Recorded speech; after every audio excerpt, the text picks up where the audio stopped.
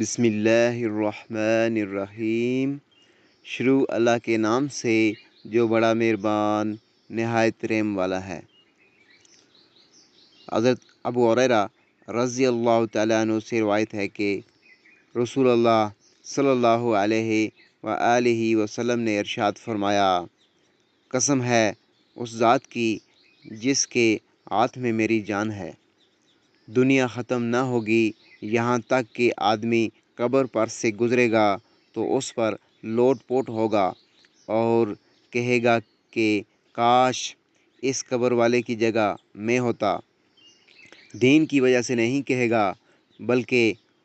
اس کا سبب دنیا کے مصائب ہوں گے۔ حضرت ابو ہریرہ رضی اللہ تعالیٰ عنہ سے روایت ہے کہ آپ صلی اللہ علیہ وآلہ وسلم نے ارشاد فرمایا کہ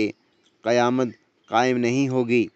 یہاں تک کہ دریائے فرات خشک ہو کر اس سے سونے کا پہاڑ نہ نکل آئے۔ اس پر لڑائی ہوگی، ہر 100 میں سے 99 آدمی مارے جائیں گے، ان میں سے ہر ایک سوچے گا کہ شاید میں بچ جاؤں گا۔ ایک اور روایت میں آتا ہے کہ قریب ہے کہ دریائے فرات سونے کے خزانے کو ظاہر کرے، پس جو شخص اس وقت موجود ہو تو اس میں سے کچھ نہ لے۔ حضرت ابو ہریرہ رضی اللہ تعالیٰ عنہ سے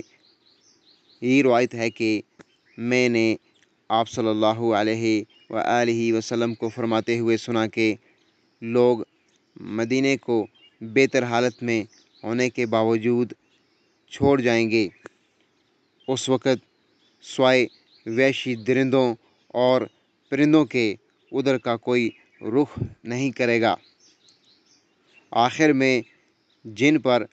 قیامت قائم ہوگی قبیلہ مدینہ کے 2 چرواہے